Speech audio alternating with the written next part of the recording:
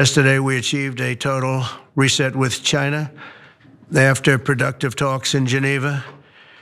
Both sides now agreed to reduce the tariffs imposed after April 2nd to 10% for 90 days as negotiators continue on the largest structural issues.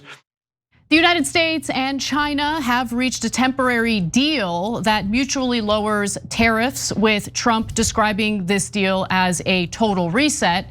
Now, I should note that if it is considered a reset, it's only a temporary 90-day reset. But before I get to the details on what the trade negotiation entails, what do you think, Cenk? Reset?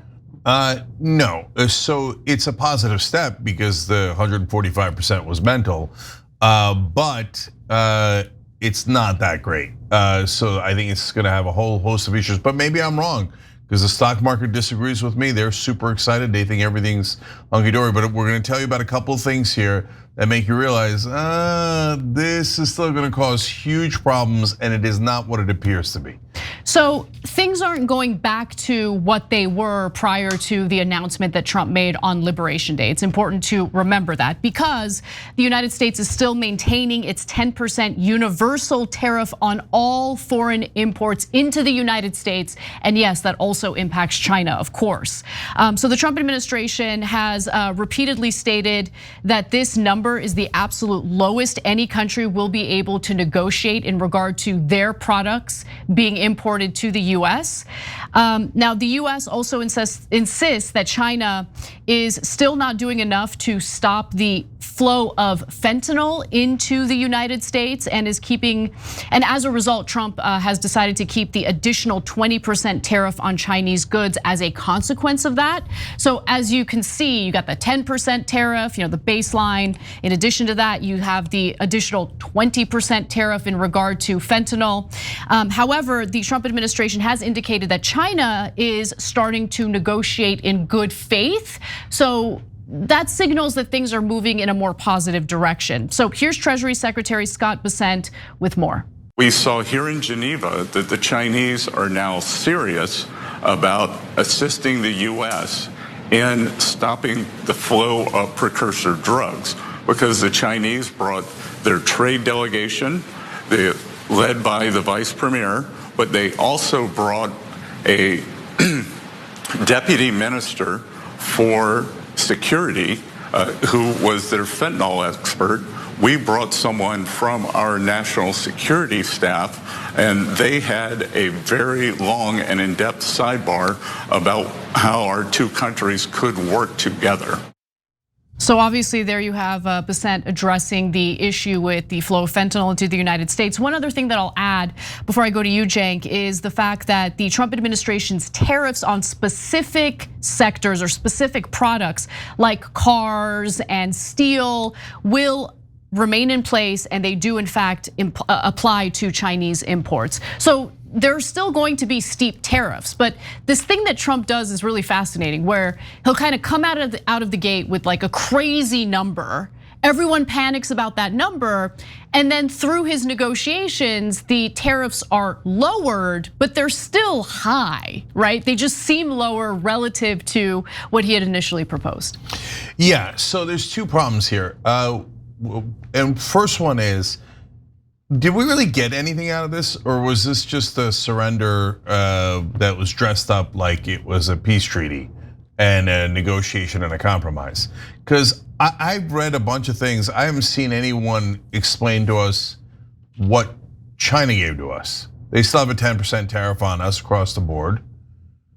So they took back the 115% on top because we had moved it to 125, so they moved it to 125. Correct. Okay, but that didn't solve anything from before Trump made the threats and put on the tariffs. So that leads to the second problem, which is Trump loves to create a mess, and then when he halfway resolves it, takes credit for resolving the mess. But brother, this mess didn't exist before you.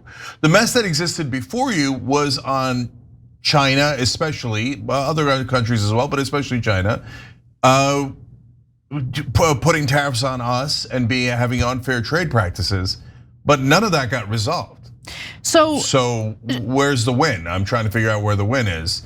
And by the way, the prices are about to keep increasing. You're going to wonder why. I'll get back to that in a second. Yeah. Well, to that point, Cenk, the Trump administration is currently alleging that China will ease its non-tariff barriers.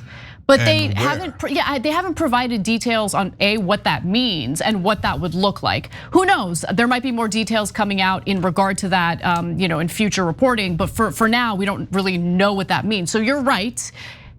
According to the current reporting, it doesn't really seem like the US has really gotten much out of China here, other than the fact that China has lowered its tariffs in response to Trump's threats of increasing tariffs on Chinese goods. But again, I want to be clear, not the original tariffs they had. Right. The extra tariffs they put in because of the extra tariffs Trump put in. Yeah. So we have gained nothing from this so far, this gambit of putting 145% tariff on China. Now, in retaliation to Trump's announcement on Liberation Day, China decided to stop exporting rare earth minerals to the United States.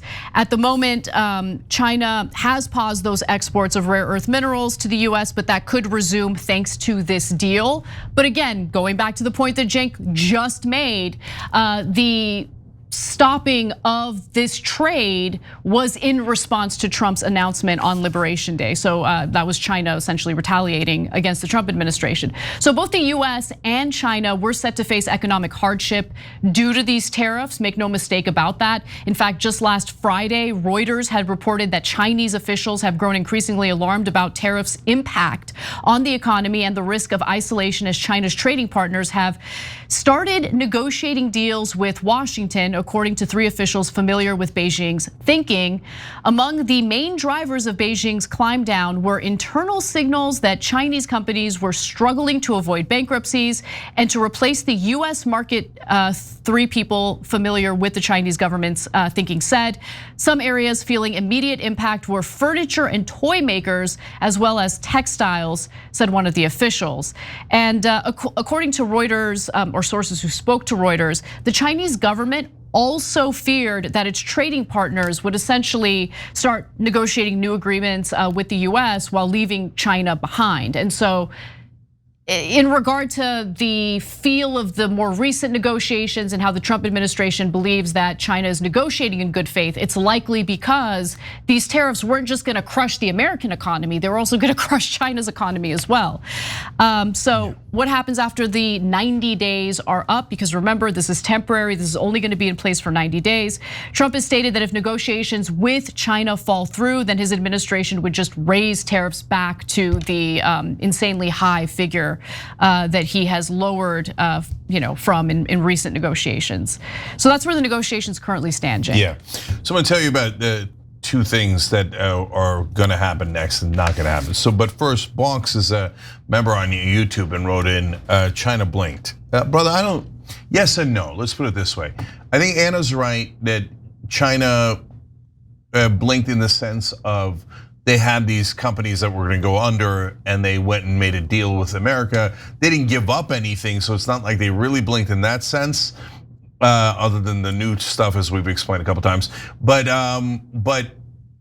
I think we blinked a lot more. We got nothing. Like they still have the old tariffs that they had, and the reason Trump blinked is because we were about to have empty shelves. We started to have some empty shelves.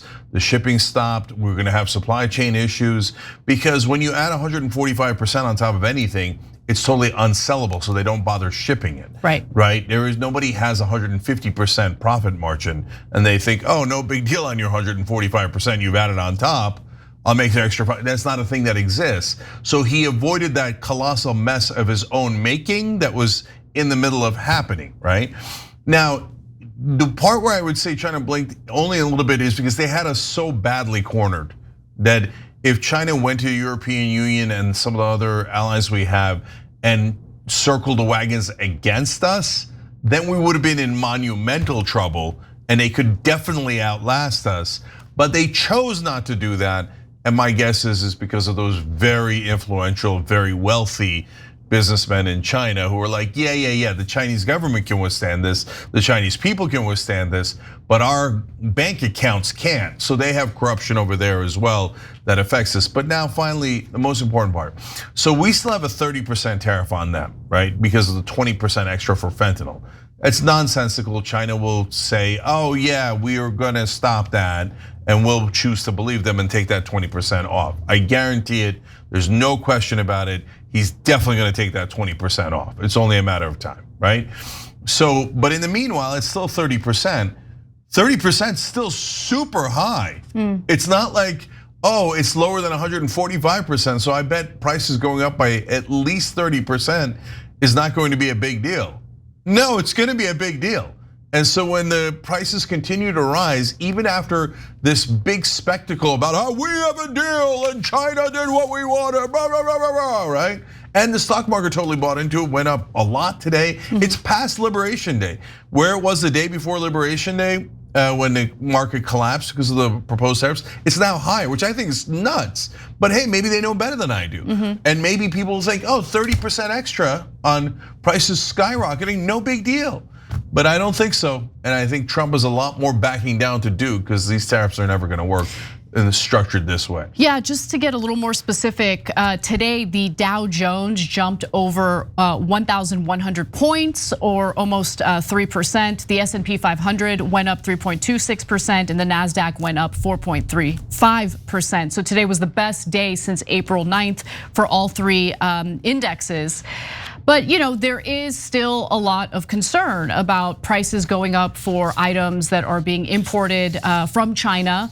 And also, I personally am fearful that companies that are not going, or products that aren't going to be impacted by Trump's tariffs, are going to also be inflated in price, because that's always what happens. I mean, you had supply chain disruptions during COVID. So some products, as a result of those disruptions, ended up being in short supply. Prices went up for those products, but then other companies selling other items that weren't impacted by supply chain issues took advantage of that and increased their prices also. And I'm just gonna leave you with a quote from Gene Soroka. He is the executive director for the Port of Los Angeles. And he says, even at 30%, a 30% tariff with a 90-day reprieve, it's not going to dramatically change what we're seeing right now. So Soroka said companies that supply critical goods like healthcare products and that sell merchandise timed to the holiday season, such as toys, might use this moment to restock. But your refrigerator, outdoor patio set, regular stuff is not just going to come and flood the marketplace, because we've gone from 145 to 30%, he said. And in fact, Jay Foreman, who serves as the CEO of a toy company called Basic Fun, expects prices to go up for toys to the tune of 10 to 15%. Yeah, so my last thoughts here are, here's another problem you layer on top of what Anna just said, which is that once they raise the prices, as we saw with the supply chain issues, they never bring them back down. So that makes the inflation permanent. Once they get you to buy something at a certain price, they're like, there's no company that's gonna bring it back down. So that means all the companies in those industries, toys, refrigerators, etc., they're all gonna have to raise their prices, probably by about 30%, right?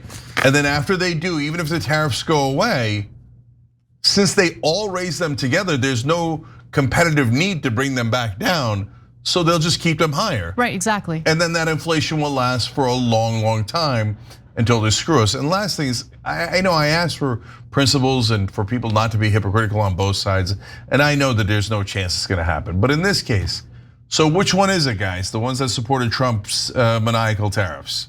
So was it that they're gonna last forever and they're gonna rebuild manufacturing? Or it's the art of the deal? Okay, I'm okay with you picking one. I'm not sure that you even really believe the one you're picking, but you gotta pick one. You can't say they were gonna last forever and they were gonna rebuild manufacturing when they just didn't last forever. He just took them away, and he's gonna keep on taking them away. Yeah. So, well, my read of this is that it's actually a mix of both. I think that there are targeted tariffs on specific industries that Trump is serious about. So for instance, he's keeping the tariffs on steel imports specifically. And so I think that's the right way to do tariffs. Doing like these weird, wide-ranging tariffs on all imports when it doesn't necessarily make sense for American consumers is ridiculous. So I think when it comes to those broad, wide-ranging tariffs on other countries, it's a way to scare those countries and bring them, to the negotiating table. So, but Anna, you and I have been saying that from day one, that you could do targeted specific industry-specific tariffs, and that's actually a progressive position. And so, but that's not what Trump's supporters were saying. Right. They were saying the global nuclear tariffs were a genius idea and they were going to work and they were going to magically rebuild manufacturing. It takes 10 years to rebuild an industry. So it takes a minimum 3-4 years to build a factory, right? Before you even get there. So I'm just pointing out for you guys, but if at the end he gets to a position we like, which is, hey, he's keeping it on steel and a couple other industries, he negotiated some deals, I'll take a win, right? And but please don't buy into everything a politician says. So when he said he was going to magically rebuild manufacturing, come on, guys. Obviously that wasn't the case. When I said that, and it's not like people didn't say that, they did. I had a debate on Piers Morgan with Carrie Lake and Batyanger Sargon, and they both said, no way, those tariffs are gonna be in place forever, and that we were gonna come back in 4 months, and that they were gonna still brag about how they were in place. I think it was 4 days later, most of them were gone. So just listen to what people are saying and use your own judgment for what you want out of this, right? No matter where the partisans lie, and keep an open mind and independent judgment. Every time you ring the bell below, an angel gets his wings. Totally not true, but it does keep you updated on our live shows.